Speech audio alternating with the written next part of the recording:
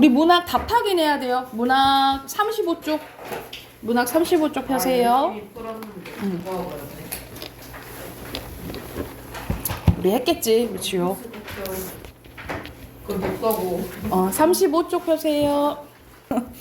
자, 여기서 1번부터 봐볼게요. 1번은 여기서는 어디 보면 자, 가슴을 쥐어뜯으며 이야기하며 가슴을 쥐어뜯지 않았느냐 하면서 그 힘들었던 그 과거를 얘기를 하는 거예요. 그때 우리 힘들었잖아 하면서 반복하면서 좀 더 감정이 점점점 고조된다 생각하시면 돼요. 그럼 무슨 어조일까?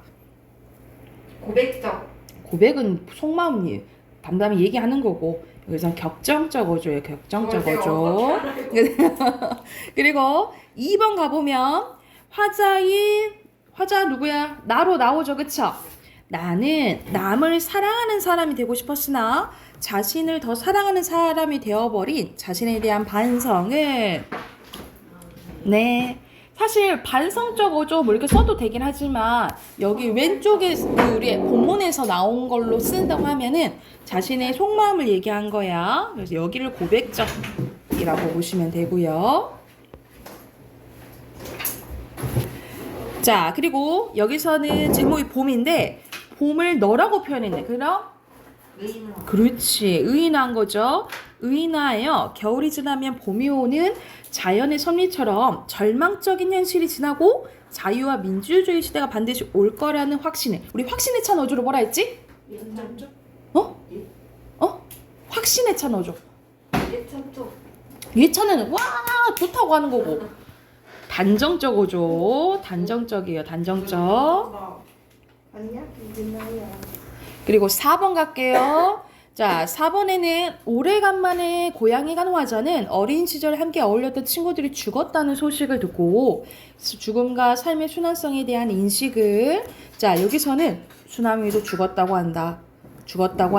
이거는 격정적인 느낌은 아니야. 그치? 우리가 오늘 차분하게 얘기하는 것은 슬프다. 담담한 어조예요. 담담한 어조. 그리고 5번 갈게요. 화자는 비가 그친 강나루 언덕의 봄 풍경과 임의 죽음에 대비하여 임에 대한 그리움과 슬픔 나왔네. 이 슬픔이? 예상? 그렇지. 애상적 어조고요. 슬픈 거. 그리고 나는 내 슬픔이며 어리석음이며를 소처럼 연하게 새김질하는 것이었다. 나는 내 슬픔과 어리석음 눌리어 죽을 수밖에 없는 것을 느꼈다라는 거야. 그러면 여기서는 나는 결국 죽어야 되는 건가?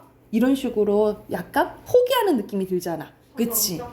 그래서 여기서는 슬프고 어리석은 자신의 삶을 운명으로 받아들이는 태도를 보이며 여기서는 뭐 절망적 들어가도 되고요. 또는 포기하는 체념적 어조가 들어가 있다, 드러난다라고 보시면 돼요. 체념적 쓰시면 되고.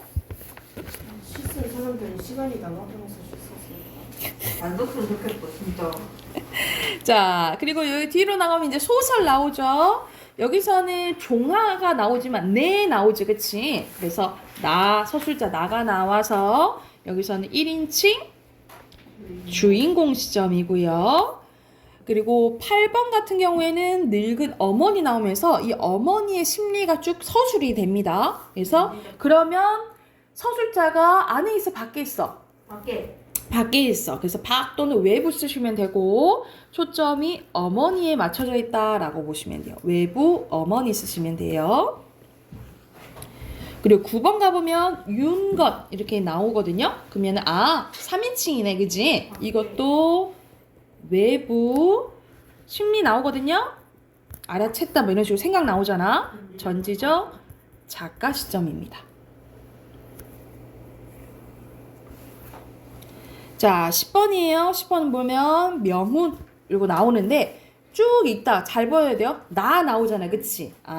이거는 그러면 서술자가 이야기 안에 내부에 있고요. 다른 인물인 명훈이에 대한 자신의 생각을 드러내는 1인칭 시점이라고 생각하시면 되고 11번 보면은 뭐 청년 나오고 뭐 영감이랑 청년 나와요. 그러면 이것도 3인칭이잖아. 그치? 이야기 밖 또는 외부 쓰시면 되고 전지적 작가 시점입니다. 그리고 12번 나 나오죠? 그래서 여기서는 나 1인칭 주인공 시점이에요. 됐나요?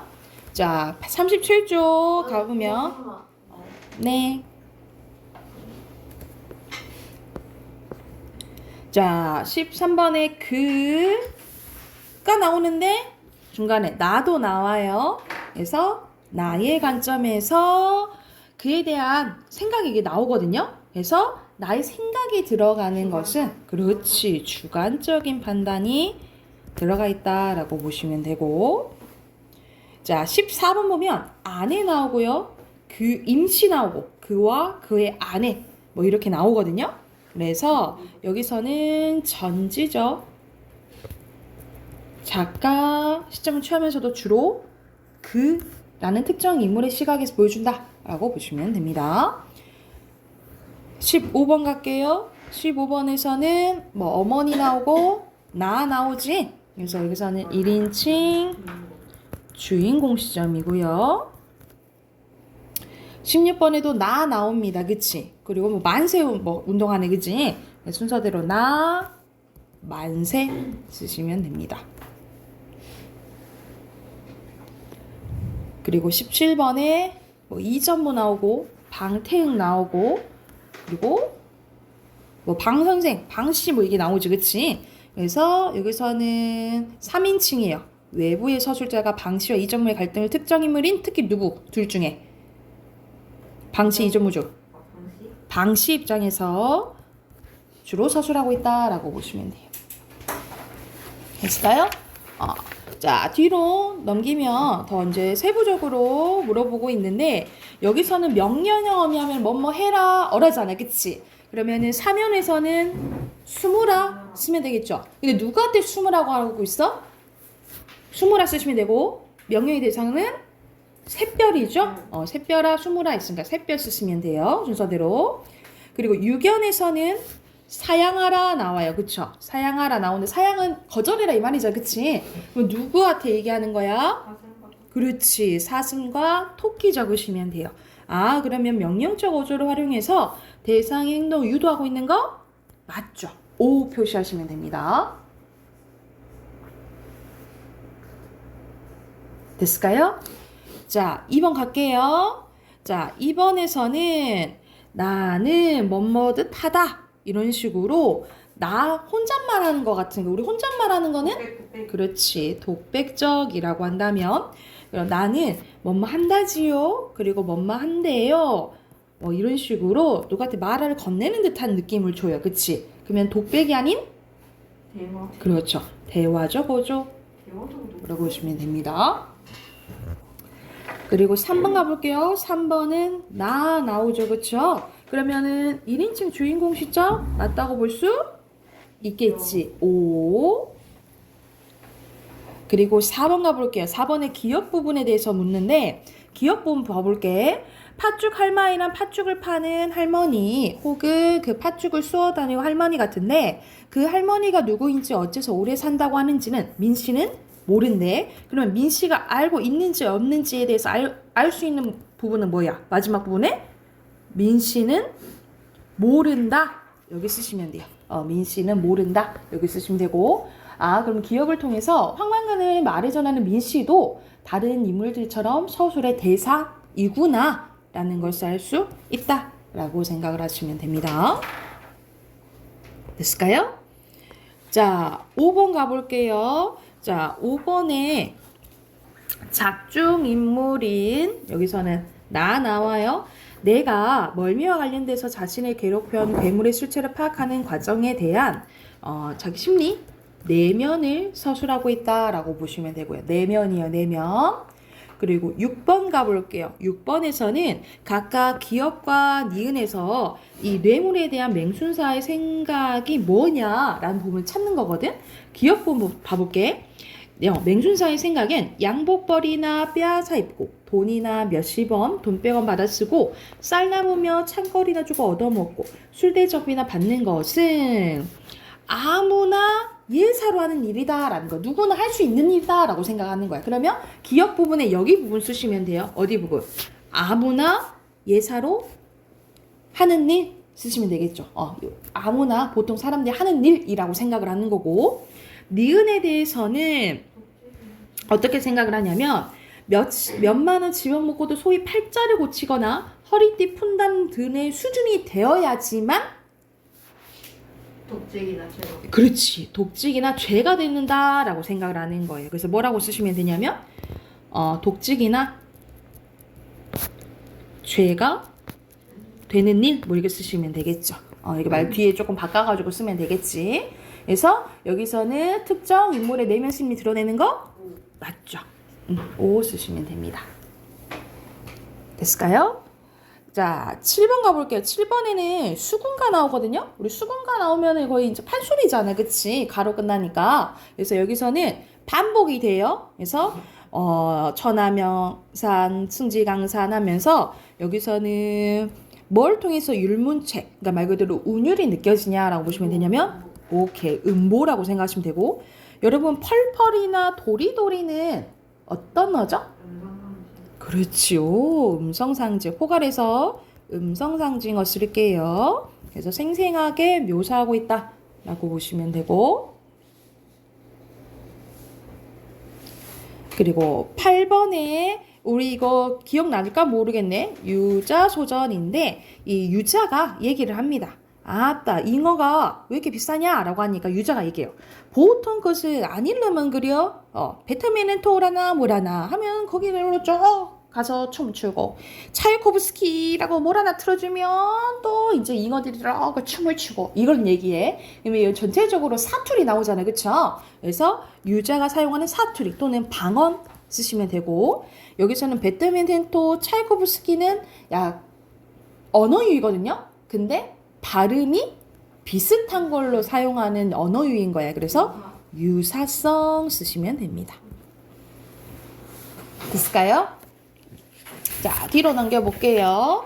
자, 뒤로 넘겨보면 이제 객관식 문제가 나와 있는데, 자, 양기자의 원미동 시인입니다. 원미동 시인 보면 여기서는 나 나오거든요. 그러면 여기서는 나의 심리가 다 나오는 거예요. 그치? 그럼 몇 번? 5번. 오케이, 5번이에요. 1번에 5번이라고 보시면 되고, 자, 2번에 보면은 우리 집안은 하면서 1인칭으로 나오거든? 근데 누구 위주로 쓰냐면 아버지 위주로 써요. 그래서 마지막 줄을 보면 아버지에 대한 원망 또한 반사적으로 감성을 자극했대. 그래서 이 아버지에 대해서 주로 이야기를 합니다. 거의 1인칭 관찰자 쓰기라고 보시면 되겠죠? 그럼 몇 번? 2번. 2번입니다. 2번. 그리고 3번 한번 우리 3대 이거 보면서 좀 풀어본 기출문제예요. 그래서 기억 부분은 누구에 대해서 얘기가 나오냐면 영감, 이 이름 갑자기 생각이 안 난다. 무슨 영감이지? 하여튼 이 3대가 나오는데 가장 위에 있는 영감님 나오고 그의 아들이 상훈이고, 조이간 영감. 조이간 영감. 조씨가 생각이 안 났다. 조이간 영감과 그의 아들 조상훈과 또 그의 아들 조덕기, 이 3대에 걸친 이야기거든요. 그래서 여기서는 조이간 영감이 조상훈, 자기 아들과 이제 갈등이 있는 거야. 그래서 자기 아들이 말이 옳다고는 생각했지만 사실 족보 바뀌는데 직접 들어간 것이 아니라 사실 당연히 이 족보를 바꾸려면 그 좋은 집안에서 외부 집안이 들어온 걸 좋아하겠어? 안 좋아하겠잖아. 그래서 그 사람들 입막음으로 돈이 더 들어갔다. 뭐 이런 이제 이야기고요.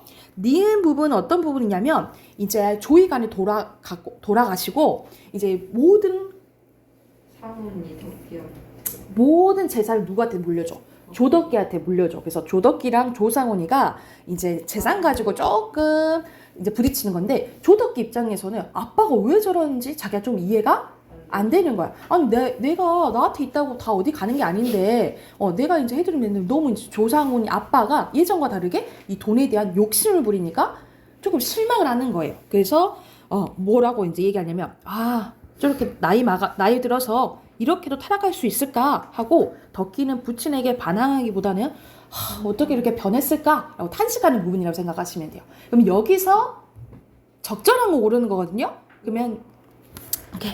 5번이라고 보시면 되겠죠. 그래서 여기서는 영감님의 성격이 그리고 덕기와 상훈이의 성격을 알 수 있다. 근데 초점은 기억은 영감 입장에서 쓴 거고 니은은 덕기 입장에 쓴 거라고 생각하시면 돼요. 자, 오른쪽 가볼게요. 오른쪽은 조금 더 자세히 이제 분석이 되어 있는데 여기서는 황순원의 별이라는 작품이에요. 앞부분 줄거리 잠깐 봐보고 설명해 줄게. 자, 누이가 못생겼다고 생각하는 아이가 이제 주인공이야. 이 세상에 그 누구보다도 아름답게 여겼던 죽은 어머니와 누이가 꼭 닮았다는 과수 노파 이야기를 듣고 속으로 몇 번이고 부정합니다. 우리 엄마가, 사랑스러운 엄마가 저 못생긴 누이랑 닮을 리 없어! 뭐 이렇게 생각을 해서 누이한테 이제 못되게 대해요. 그래서 아이는 누이가 만들어준 인형을 땅에 묻어버리고 그리고 당나귀에 떨어졌을 때도 누나의 손을 뿌리치는 듯 누나의 애정을 거부하는 행동을 보입니다. 그래서 이제 누나가 이제 시집을 가게 돼요. 이제 시집 가는 날에도 아이는 누나를 보러 오지 않아요. 그래서 여기서도 그대로 누이 나로 안 나오고 아이라고 나오거든요. 그리고 시점이 뭐야? 3인칭 전지적 작가 시점이에요. 나로 안 나오니까. 근데 결국 이제 시집을 갔는데 얼마 안 있어서 누나가 죽었다는 소식이 들린 거예요. 그래서 그 이후에 누나의 사랑을 깨닫고 한 단계 성장한 이야기라고 생각을 하시면 돼요. 그래서 자, 오른쪽에 빈칸 넣어볼게. 소녀는요, 어머니에 대한 깊은 그리움을 갖고 누이를 미워하지만 어머니에 대한 누이가 죽은 뒤 사랑을 깨닫고 한 단계 성장 또는 성숙 쓰시면 돼요. 그리고 누이는 하나밖에 없는 동복 동생에게 어머니와 같은 존재였다라고 보시면 되겠죠. 그리고 중심 사건은 소녀는 동네 과수 노파에게 누이가 어머니와 닮았다는 말을 듣고 누이를 미워하게 되는 거예요. 그리고 심리학 태도는 누이가 죽은 뒤에 누이의 사랑을 깨닫고 그리워하게 됐다라고 보시면 됩니다. 그리고 밑에는 심리 변화거든요. 그래서 순서대로 어떻게 쓰시면 되냐면 놀람, 미움, 외면, 그리움 이렇게 넣으시면 돼요. 그래서 여기는 조금 심리가 조금 넣기가 조금 빈칸이 어려웠을 것 같아. 그리고 시점은 쉽죠? 시점은 전지적 작가 시점. 그리고 밑에는 소년의 의식 성장 과정이고요. 나 이거 주제가 조금 그러긴 해요. 주제가 뭐냐면 모성에 대한 집착을 빈칸 집착이야. 집착을 극복해 나가는 소년의 의식 성장이라고 보시면 돼요. 어머니, 그러니까 너무 이 환상이 있었던 거죠. 어머니에 대한 그런 것들이. 이게 레아 오빠지. 자, 뒤로 넘겨볼게요. 자, 오늘 할 부분은 조금 쉬워요. 한번 보면 우리가 소설이나 시에서 중간중간 이제 보이는 게 장면이죠. 그래서 장면은 같은 인물이 동일한 공간 안에서 벌어지는 사건의 광경을 장면이라고 하는데, 자, 장면은 문학에서 하나의 정경. 우리 정경은 정서를 자아내는 흥취와 경치, 그리고 사람이 처해 있는 모습의 형편을 정경이라고 하네요. 그래서 즉 같은 인물이 동일한 공간 안에 벌어지는 사건의 광경을 장면이라고 한다는 거야. 그래서 인물이 달라지거나 시간적 배경의 변화를 포함해서 공간적 배경이 달라지는 것으로 장면을 구분할 수 있는데, 여러분 여기서 시간적 배경이랑 공간적 배경 나왔잖아. 이거 묶어서 뭐라 한다 그랬죠?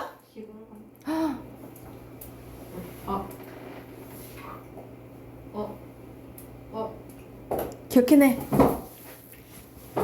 시공간적 아니야.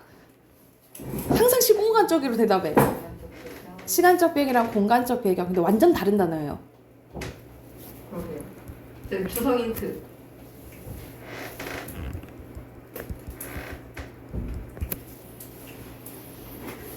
자아적 배경. 오! 뭐야? 자연적 배경. 응, 자연적 배경이라고요. 자연적 배경이라고요. 자연적 배경. 여기서 밑에는 뭐가 예시가 나와 있냐면 심층적인 예시가 나와 있거든요.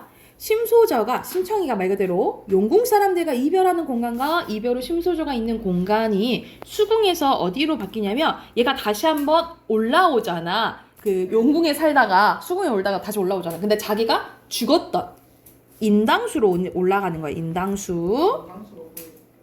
인당수에 빠져서 죽었잖아요. 그게 뭐지? 심청이가. 심청이가 왜 죽었는지 알죠? 아빠? 아빠가 아빠 때문에 죽었다고요? 네, 효녀인데요? 네, 응. 아빠 때문에 그런 거야. 그러니까 몰라? 몰라요.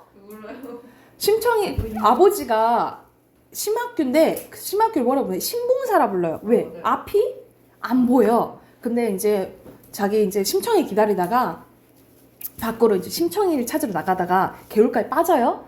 빠지는데 그걸 누가 이제 구해주냐면 그 알고 지내던 그 주지 스님이 구해줘요. 주지 스님이 이제 뭐 집을 데려다 줘. 이렇게 얘기하는데 뭐 얘기를 하다가 네가 공양미 300석을 시주를 하면 절에 애들 바치면 너 눈을 뜰 수 있다 이런 말을 해줘요. 근데 내가 그래서 궁금해서 막 300석 막 찾아봤거든. 근데 내가 볼 때 지금 돈으로 치면 한 몇 억 되는 것 같아. 근데 그 가난한 심청이 집에서 어떻게 있어 그런 돈이. 근데 할게요. 심학규가 한다 그래. 할게요. 그럼 이름 적어가세요. 이름을 적어가. 근데 어떻게 돈이 있어. 그래서 그 한탄한 마음을 이제 딸한테 말하죠. 심청이한테 말을 해. 근데 심청이는 아버지가 눈을 뜰 수 있다고 하는데 자기 효녀잖아. 그래서 어쩌저쩌 해서 어떤 일이 있냐면 우리가 뱃사람들 있잖아. 뱃사람들은 나가서 이제 뱃일 하는데 날씨가 되게 중요하잖아. 그래서 1년에 한 번씩 제사를 지내는데 그 제사의 의식으로 사람을 바쳐요. 그래서 그 사람을 제사로 바치는 곳을 인당수라는 거야. 그래서 결국 팔려가는 거지. 그래서 심청이가 아버지를 속이고 자기 공양미 300석에 팔려가서 인당수에 몸을 던져요. 근데 다행히 안 죽고 어디로 가? 뾰로롱 용궁으로 가서 다시 살아났어. 근데 실제로 저렇게 해요. 모르지. 과거에 있었을 수도 있고 뭐 그럴 수도 있겠죠. 그래서 다시 살아나서 육지로 와가지고 황후가 돼요. 황후가 돼요. 그래서 성공가 된다고요? 네, 황후가 돼요. 왕후가 돼가지고 결말에 아버지가 다시 만나면서 아버지가 이제 심청이를 다시 볼 때 눈이 떠져요. 그래서 아버지가 진짜 결국 나중에 눈을 뜨게 되고 해피엔딩으로 끝나게 된 이야기입니다. 안 뜨다가 뜨면 좀 눕고 무지겠다. 그리고 밑에는 빈칸 장면 넣으시면 돼요. 장면. 그리고 여기 오른쪽에 있는 예시는 하근찬의 순환이돼라는 작품이거든요. 말 그대로 우리가 힘든 걸 순환이라 하잖아. 고난, 시련, 고난을 순환인데 이 순환이 2대에 걸쳐서 일어났다라는 거예요. 그래서 여기서는 진수와 만도가 나오는데 만도는 일제강점기 때 폭발 사건으로 한쪽 팔을 잃어요. 근데 진수는 6.25 때 6.25 전쟁 징용으로 갔다가 수류탄 쪼가리 맞아서 다리를 잃어요. 그래서 이제 진수가 온 상황인데 이제 만도가 진수를 이제 위로해 주는 거예요. 괜찮아, 우리 같이 살 수 있다. 그래서 같이 이제 집으로 돌아오는 길에 외나무 다리가 앞에 있는 거예요. 이제 결말이에요. 외나무 다리가 있는데 자, 다리가 성한 건 누구야? 아버지가 다리에 성하잖아. 그래서 아버지가 아들을 업어요. 업고 같이 건너면서 외나무 다리를 건너면서 이제 끝나게 돼요. 그래서 이렇게 어려움이 있지만 같이 극복했으면 좋겠다라를 담은 소설이라고 생각하시면 돼요. 그래서 빈칸 만도가 아들을 위로하고 있고요. 자, 아버지는 아들에게 현실적 고난을 극복하는 해결책을 제시하며 부족한 점을 서로 도우며 살아갈 수 있다라는 엄청 긍정적인 태도를 보이고 있습니다. 그래서 여러분 이 소설 배울 때는 만도를 엄청 낙천적이고 긍정적인 인물로 봐요. 그래서 주제는 우리 민족의 순환사와 극복 의지라고 보시면 되고, 자 오른쪽에 우리 앞에서 배웠던 이제 시간적 배경에 대해서 나옵니다. 이거는 바로바로 빈칸 넣을게요. 시간과 공간을 합쳐서 뭐라 한다고? 자연적 배경이라고 합니다. 사실 여러분 배경의 종류에는 여기 표에도 나와 있듯이 이렇게 4가지 있거든요. 자연적 배경, 사회적 배경, 상황적 배경, 빈칸 여기서는 심리거든요. 심리적 배경. 심리적 배경이 있는데 여러분이 알아둬야 될 배경하면은 종류를 이렇게 기억하시면 돼요. 자연적 배경이랑 사회적 배경 주로 생각을 하시면 돼요. 자연적 배경이랑 사회적 배경 주로 생각을 하시면 되는데 자연적 배경은 말 그대로 아까 방금 했던 그 구체적인 소설에서 나오는 시간과 공간적인 배경을 생각하시면 되고 사회적 배경은 여기서는 상황 조금 따로 나오긴 하는데 그냥 사회라고 생각하시면 돼요. 사회 우리가 소설 보면 방금도 뭐 일제강점기 또는 뭐 6.25 전쟁, 뭐 독재 정권 뭐 이런 식으로 특정 시대가 많이 나오잖아, 그치? 그런 배경을 사회적 배경으로 생각하시면 돼요. 그래서 배경하면은 종류를 크게 자연적 배경이라 뭐 생각하면 돼? 사회적 배경 생각하시면 돼요. 심리적 배경은 보통 어떤 소설에서 많이 나오냐면 말 그대로 심리소설에서 많이 나와요. 그래서 여러분 그거 들어봤잖아요. 의식의 흐름 기법 들어봤잖아. 그래서 막 생각나는 대로 막 쭈르륵 써져 있는 소설이 나오긴 하는데 잘 안 나오니까 주로 배경은 요 두 가지 생각하시면 될 것 같아요. 자, 그래서 밑에는 어떤 내용이냐면 정광용의 사수라는 작품인데 어린 시절의 B와 미묘한 경쟁 관계에 있던 나가 6.25 전쟁의 혼란 속에서 나는 사수로 B는 사형수로 만나게 된 거예요. 그래서 나가 B에게 총을 쏘기 전 과거의 B가 쏜 공기총에 맞아 귀가 찢어진 상처를 만지며 내적 갈등하는 장면으로 사격 직전의 나의 여기서는 심리적 배경이 드러나 있다라고 보시면 되고요. 오른쪽 위에 보면은 오히려 시가 조금 예시로 나와 있네. 우리 이거 모의고사에서 우리 풀었던 모의고사에서 나왔던 작품이네요. 추억에서 기억나요? 안 본 것 같아요. 모의고사에서 나왔던 건데. 추억에서. 자, 해다진 어스름. 우리가 보면 해가 뜨는 게 아니고 지는 거잖아. 그럼 분위기가 밝은 느낌은 아니겠죠. 그치? 그래서 여기서는 이런 시간적 배경을 통해서 해질녘의 어둡고 무거운 분위기 그리고 애상적 분위기를 형성하고 있다라고 보시면 돼요. 그래서 가난했던 어린 시절과 어머니 한스러운 삶에 대한 회상입니다. 여러분 애상적은 무슨 분위기라고? 슬플 애자예요. 자, 뒤로 넘겨봐. 이어서 공간적 배경 나오네요. 사건이 일어나 진행되는 장소나 자연적 배경이라고 보면 되는데 여기 좀 부담스럽게 한다, 그지? 하늘이 좋아. 자, 빈칸은 여러분 장소예요. 말 그대로 사건이 진행되는 장소나 자연적 환경을 의미하는데요. 여기서 이제 설명된 부분 좀 봐볼게. 문학 작품에서 공간에 대한 인식을 형성하는, 이게 보여주는 방식이 다양하다 이 말이야. 공간에 대한 인식을 직접적으로 그냥 드러낼 수도 있고, 이 공간은 어떻다, 뭐 이렇게 얘기해 줄 수도 있고, 공간 내 특정 대상의 속성으로서 그 대상이 포함된 공간 전체를 표상, 나타내기도 하고, 공간 간의 관계에 대해서 표현하기도 합니다. 그래서 공간에 대조되는 공간이 나오기도 해요. 예를 들어서, 아파트는 현대를 나타내죠? 아파트는 그 현대적인 장소를 나타내죠? 근데 반대로 한옥, 이런 게 나와. 그러면 이렇게 대조되는 공간 간의 관계를 나타내기도 한다 이 말이야.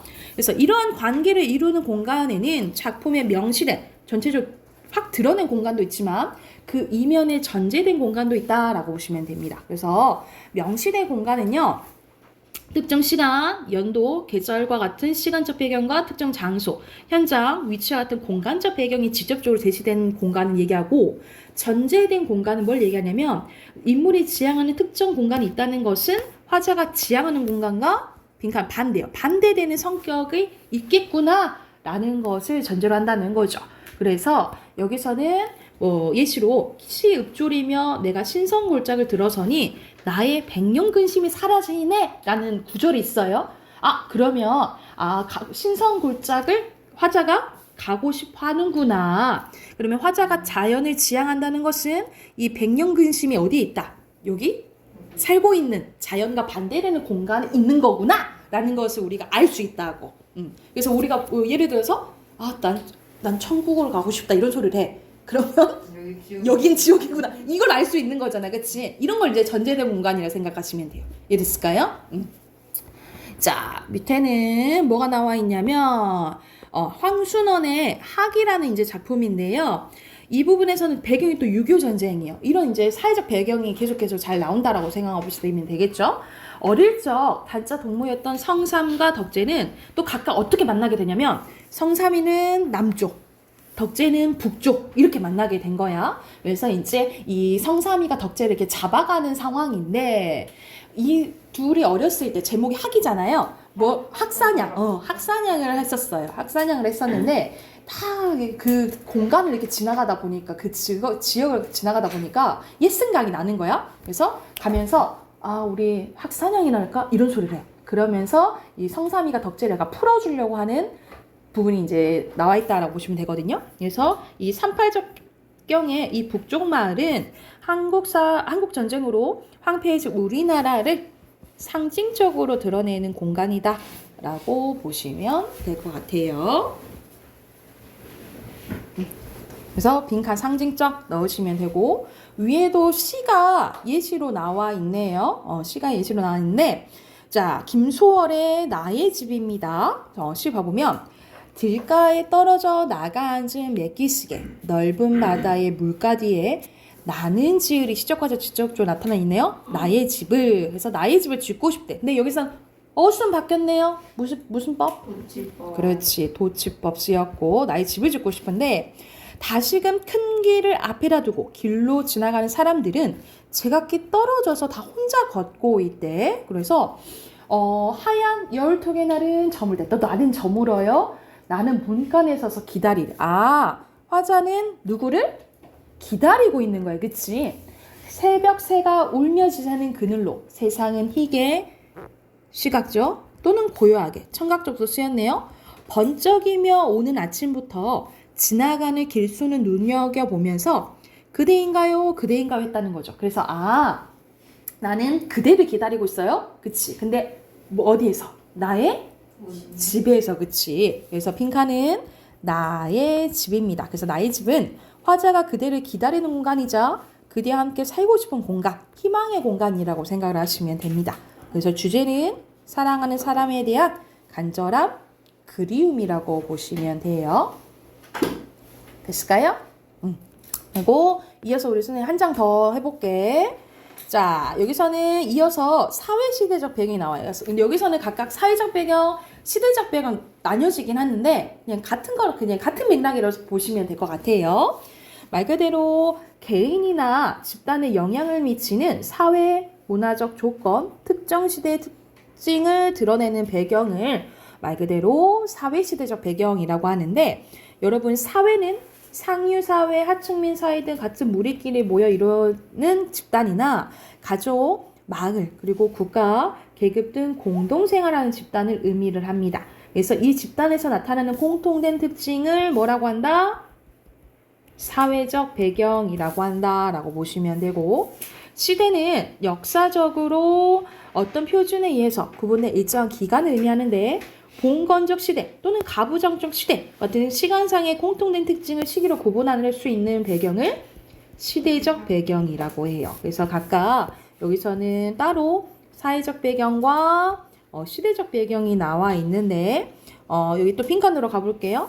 여기서는 뭐 남성 위주, 권위주의, 남존여비 이걸 통해서 여기는 가부장적 사회구나 라는 것을 알 수 있고 밑에는 빈칸이 황금광이거든요. 이때 일제시대 때는 우리가 그 일본이 철도도 많이 건설해주고 말 그대로 건설하고 그러니까 막 동굴도 많이 파고 그랬잖아요. 그때 이제 막 금을 발견하고 해서 돈 된다라고 생각을 해서 사람들이 광부가 되는 경우도 많았어요. 근데 그게 우리가 금이 계속 나오는 게 아니잖아. 그치? 근데 예를 들어서 돈 된다 해서 이 농사를 보통 우리 농사를 짓고 다 살았는데 다 광부로 갔어. 근데 우리의 농사는 1년 농사잖아. 그치? 만약 그때 안 해버리면 못 하는 거잖아요.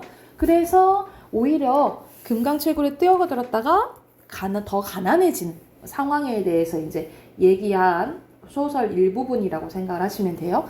그래서 여기서는 여러분 사회적 배경이랑 시대적 배경 좀 구분돼 있죠. 그렇죠? 따로 나오긴 했지만 같은 맥락이라고 생각을 하시면 될 것 같아요.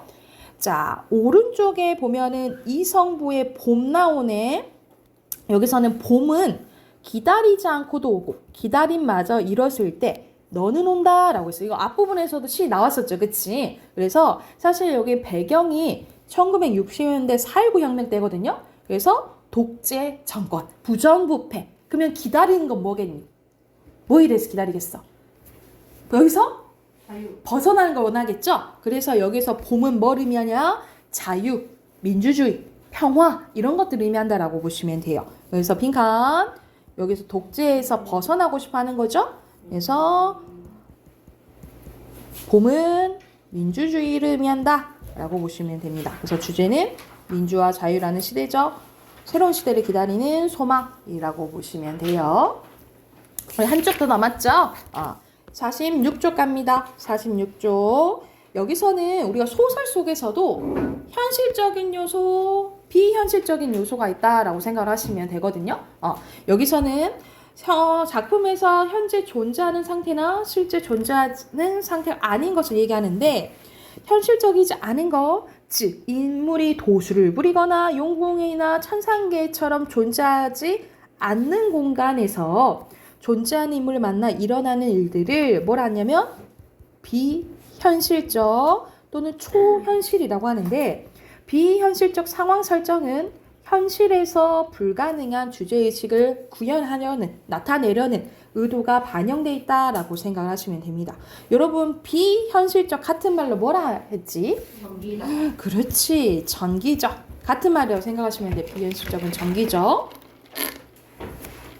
그리고 또 하나 선생님 물어볼게. 뭐 천상계가 나왔는데 천상계가 있다는 소리는 뭐도 있다는 거예요? 지옥. 지상계도 있다라는 거죠. 그쵸? 그래서 지옥? 자, 이거는 천상계가 하늘나라가 있다는 것은 여기 밑에 세계도 있다는 소리잖아. 그치? 그러면 이런 세계관을 이원론적 세계관이라고 해요. 이원론적 세계관이라고 하고 이러한 것은 어떤 소설에서 많이 나오냐면 영웅 소설에서 많이 나오는데 사실 이 영웅이 원래는 하늘 사람이었던 거야. 원래는 하늘 사람이었는데 거기서 죄를 지어가지고 인간 세계로 귀향으로 온 거예요. 이런 구조를 무슨 구조로 할까? 네? 자, 이거는 아니야. 원래는 하늘나라 사람이었어. 근데 거기서 죄를 지어가지고 인간 세계로 귀향 왔다라고 보는 구조를 무슨 구조라 할까? 이원론. 초성 힌트. 조상 힌트가 어디 있어요? 저기 절개. 절개 구조요. 뭘 절개하는데? 어는 맞았다. 저 그 소설 종료하면서 했는데 중기? 언제요? 정광? 정광이에요? 정광? 이거를 땡땡 구조라고도 하고 땡땡 소설이라고도 불러요. 전기. 그래서 이거를 전기. 귀양 가다 할 때 귀양 갈 적이거든요. 그리고 적기. 내릴 강 적강. 이랬어요. 적강. 이걸 적강 구조라고 해요. 이거 여러분 기억해야 돼요. 왜냐면 이거 고전 소설 나올 때 자주 나와요. 적강이란 말을 알아놔야 돼. 적강이란 것은 원래는 하늘나라 사람이었는데 죄를 지어서 인간 세계로 내려온 거. 그래서 다시 더 올라가거나 아니면 인간 세상에서 뭐 영웅적인 면모를 보여준다. 이러면 이제 적강 구조라고 생각하시면 될 것 같아요. 이해됐을까요? 자, 밑에 핑크 넣을게요. 여기서는 뭐 폭우가 내려 집에 물을 새는 일은 현실에서 누구에게나 일어날 수 있는 일이며 이 장면에서 물이 샌 집안을 치우는 나의 모습이 사실적으로 묘사되어 있고 여기서는 최인호의 타인의 방인데 그가 방 안에 불을 끄자 방에 있는 물건들이 막 움직이거든요. 이거는 비현실적인 요소겠죠. 그쵸? 빈칸 물건들 넣으시면 되고 오른쪽 위에 보면 이화전이라는 고전소설 일부분이 나오거든요. 여기서 내용 보면 이화가 그 자물쇠 속에 이여백의 혼이 있다라는 것을 알고 자물쇠 안에 혼이 있대. 말이 안 되잖아. 그러니까 여기서 다 비현실적, 정기적이라 보시면 되는 거예요. 읍내의 재변을 알고자 하니 이화가 신기한 묘략과 덕을 알 수 있었다. 자물쇠를 앞에 두고 크게 소리질러 이어백을 부르니까 이어백이 자물쇠에서 대답을 하더래. 그리고 정전에 들어가니 황제가 귀비와 함께 앉아 있어서 이화가 황상께 절을 하고 숙인 뒤 문득 소매에서 매를 내놓았대. 근데 그 매가 갑자기 귀비한테 막 날아가서 귀비 눈을 쪼아 먹더래. 그랬더니 귀비가 변해서 사실 그 귀비가 여우였던 거지. 그래서 이런 것도 다 말이 안 되는 내용들이죠. 그래서 빈칸은 자물쇠 안으로 들어가거나 사람이 여우로 변한 듯 전기적 요소를 활용해서 같은 말 비현실적인 장면을 드러내고 있다라고 보시면 됩니다. 그래서 주제는 이화의 영적 활약상과 요괴 퇴치라고 보시면 돼요. 여기 한 번만 보여주세요. 네. 저희 집까지 주네요. 저 가운데 현실 사실적? 자, 숙제 표시 47쪽부터